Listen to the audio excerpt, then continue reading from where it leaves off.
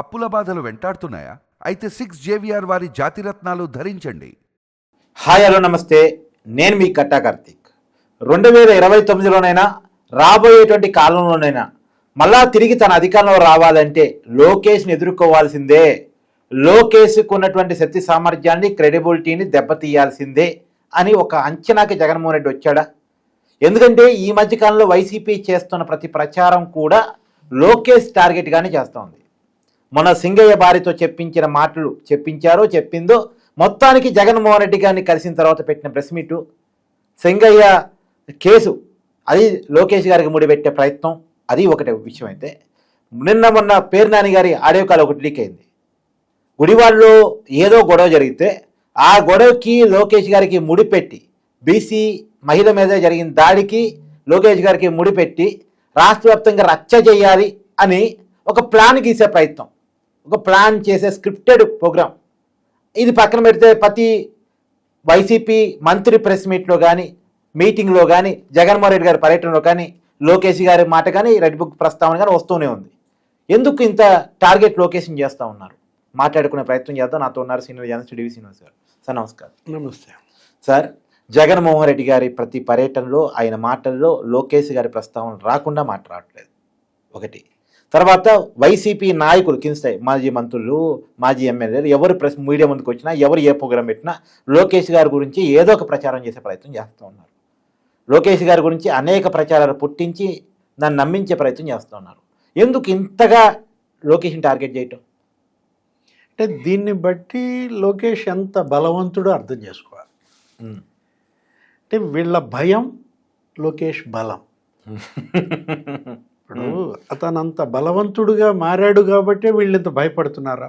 ఇప్పుడు జగన్మోహన్ రెడ్డిలో భయం, లేకపోతే పేర్ని నానిలో భయం, వంశీ వల్లభనేని, లేకపోతే కొడాలి నాని, వీళ్ళందరూ రోజా కావచ్చు, లేకపోతే ఆదిమూలపు సురేష్, ఎందుకు ఇంత భయపడుతున్నారంటే వాళ్ళ బలం చూసి భయపడుతున్నారా? ఎందుకు ఇంత టార్గెట్ చేస్తున్నారు అంటే మనం చూసాం అతని వ్యక్తిత్వంపై దాడి, లేకపోతే అతని పోర్ట్ఫోలియోలని టార్గెట్ చేయడం. అటు ఐటీ శాఖ, ఆయన ఏంటి వరుస అని చెప్పి మొన్నటిదాకా ఇడ్లీ ఏదో అన్నాడు. ఏంటి రూపాయికి ఇడ్లీ కూడా రాదు, ఎకరం ఇచ్చాడంటే వెంటనే వాళ్ళు చెప్పారు. వాళ్ళు ఒక ప్రకటన కూడా ఇచ్చారు ఆ అర్సా వాళ్ళు. ఏమని? మేము ఎకరం ₹1,00,00,000 చొప్పున 3.5 ఎకరాలు కొన్నాం, ఎకరం 56 లక్షల చొప్పున 22 ఎకరాలు కొన్నామని. అంటే ఇప్పుడు అటు ఐటీ శాఖలో పెట్టుబడులు విపరీతంగా వస్తున్నాయి. నీకు టీసీఎస్ వచ్చింది, కాగ్నిజెంట్ వచ్చింది, జెమినీ క్యాప్ వస్తుంది. అంటే మొత్తం ఒక 91 ఐటీ కంపెనీలు 1,00,000 కోట్ల పెట్టుబడులతో అటు గూగుల్ క్లౌడ్తో ఒప్పందం, ఇటు మైక్రోసాఫ్ట్తో ఒప్పందం. అంటే వీళ్ళు డైజెస్ట్ చేసుకోలేకపోతున్నారా? పోనీ విద్యాశాఖను టార్గెట్ చేద్దాం అనుకున్నారు. ఇది ఆ విద్యాశాఖలో మరి అతను తెస్తున్నటువంటి సంస్కరణలు, నీ నాశనాన్ని అతను చక్కదిద్దుతున్న విధానం, పదే ఉపాధ్యాయ సంఘాలతో మీటింగ్స్ పెట్టుకుంటున్నాడు. ఇప్పుడు టీచర్సు ఇవాళ మరి విద్యాశాఖ మంత్రి, ఆ అధికారులు కలిసి నడుస్తున్నారు. నీ హయాంలో బొత్స సత్యనారాయణ బదిలీకి 5 లక్షలు తీసుకున్నాడని, ఏది 1300 బదిలీలు, అదొక 50-60 కోట్లు ఎన్నికల ముందు వసూలు చేశారని, అటు ట్యాబులని, కుంభకోణాల మీద కుంభకోణాలు, బైజూస్ స్కామ్ అని, నాదెళ్ల మనోహర్ ఎన్ని కుంభకోణాలు బయట పెట్టాడు. అంటే ఇవాళ అటు మీరు అన్నారు ఏంటి అసలు ఎందుకు ఇంత టార్గెట్ చేస్తున్నారంటే అతని రికార్డుల మీద రికార్డులు. ఏది ఆ PTA parent teachers association Guinness record అంట, ఏదో 2,28,000,000 మందో ఏమో పాల్గొన్నారని, లేకపోతే యోగాంధ్ర అది 3 లక్షల మందో ఏమో పాల్గొన్నారు యోగాంధ్రాలో, అదొక గిన్నెస్ రికార్డు. ఒక 22,122 మంది సూర్య నమస్కారాలు. ఆ గిరిజన విద్యార్థులు మరి గిన్నెస్ రికార్డ్ అంటే వాళ్ళని ఎక్కడో పడుకోబెట్టారు, వాళ్ళకి సరిగ్గా వసతులు ఇవ్వలేదు, భోజనం పెట్టలేదని మళ్ళా ఒక వీడియో వైరల్ చేస్తారు. అంటే వీళ్ళ యొక్క అభద్రత తెలియజేస్తుంది, వీళ్ళ యొక్క భయాన్ని తెలియజేస్తుంది లోకేష్ని టార్గెట్ చేయటం. రెడ్ బుక్ అన్నారు నిన్నటిదాకా, అదొక ఫోబియా. లేకపోతే లోకేష్ ఇదొక ఫీవర్. అంటే వీళ్ళింటి దగ్గర చెట్టు కూలి కింద పడ్డా భయపడుతున్నారు. అరే వీళ్ళింట్లో కిచెన్లో నీకు ఆ ప్లేట్ పిల్లి కింద పడేసినా భయపడుతున్నారు. మనం చూసాం జగన్మోహన్ రెడ్డి వారానికి ఎన్ని రోజులు ఇక్కడ ఉంటున్నాడు? 5 రోజులేమో యలహంకలో, 2 రాత్రులు ఇక్కడ ఉండేది. ఎందుకు ఇంత భయపడుతున్నారు? యాక్చువల్గా అయితే వీళ్ళు గతంలో ఏమైనా ఆరోపణలు చేశారు? పవన్ కళ్యాణ్ పైన లేకపోతే చంద్రబాబు పైన ఏదో నాన్ రెసిడెంట్ ఆంధ్రానో ఏదో అన్నారు, ఎన్ఆర్ఏస్ అన్నారు. ఇప్పుడు నువ్వేంటి, నువ్వు నాన్ రెసిడెంట్ ఆంధ్రానా లేకపోతే నువ్వు వీకెండ్ పొలిటీషియన్ అంటున్నారు ఎవరిని? Jaganmohan Reddy part time politician. అంటే ఇవాళ పేరుని నాని అయితే మరీ అన్యాయంగా నిన్న ఒక వీడియో వైరల్ అయింది. ఏది ఆ Uppala Harika video phone call ఎవరితో మాట్లాడుతున్నారు. హారిక భర్త రాము ఏమో పోలీసుల్ని, ఆ కార్యకర్తల్ని, తెలుగుదేశం జనసేన వాళ్ళని పచ్చి బూతులు వాళ్ళని ఏదో సర్ది పంపించిన వాళ్ళు మళ్ళీ వెనక్కి తిరిగి వచ్చి మళ్ళీ అక్కడ పెద్ద రభస సృష్టించి అసలు ఏంటి, అసలు పోలీస్ స్టేషన్ దగ్గర ఆమె ఏడుపు, హారిక ఏడవటం, లేకపోతే రాము అసలు మేమేమన్నా ఒక మాట అన్నామా అంటాడు. నువ్వే పచ్చి బూతులు తిట్టిన వీడియో బయటకు వచ్చింది. అంటే ఇప్పుడు వీళ్ళు మాటలు అంటే ఏదో బీసీ అనేది తీసుకొచ్చి గౌడ కులం అని చెప్పి పేరు నాని చెప్తాడు, దీన్ని ప్రజల్లోకి తీసుకెళ్ళండి, లీడర్తో చెప్పిస్తే తప్ప మన వాళ్ళు రోడ్ల మీదకి రావడం లేదంటాడు.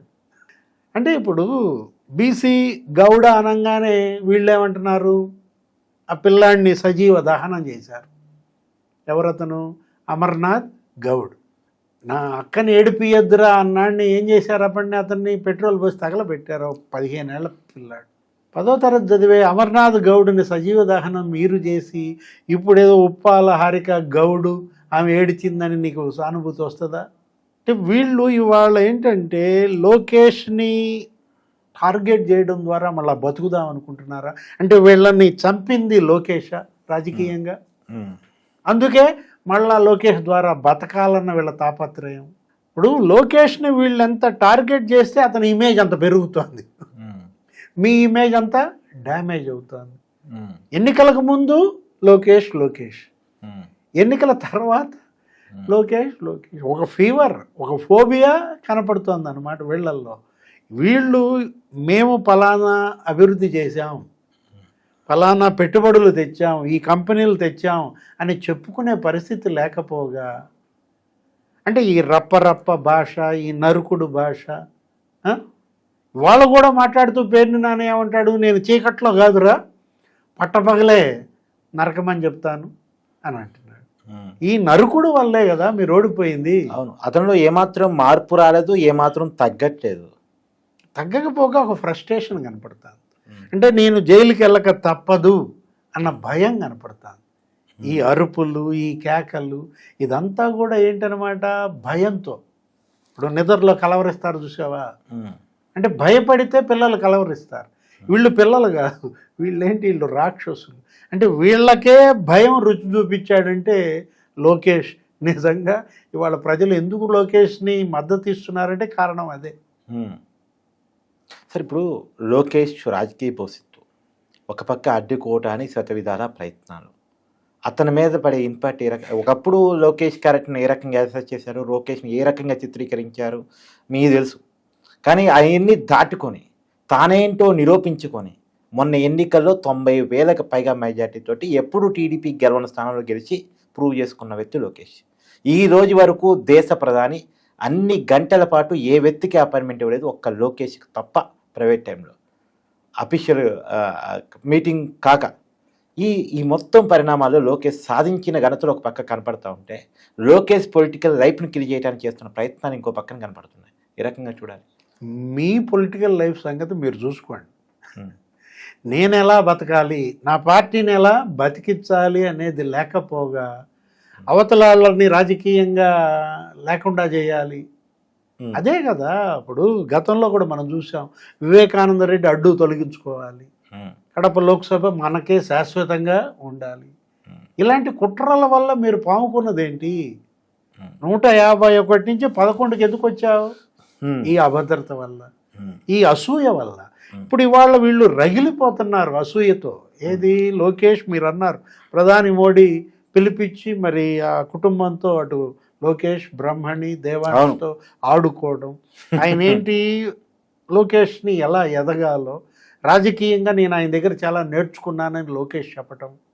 అంటే మోడీ లోకేష్ బాండింగ్ చూసి మీరు గంగవెర్రులు ఎత్తుతున్నారా?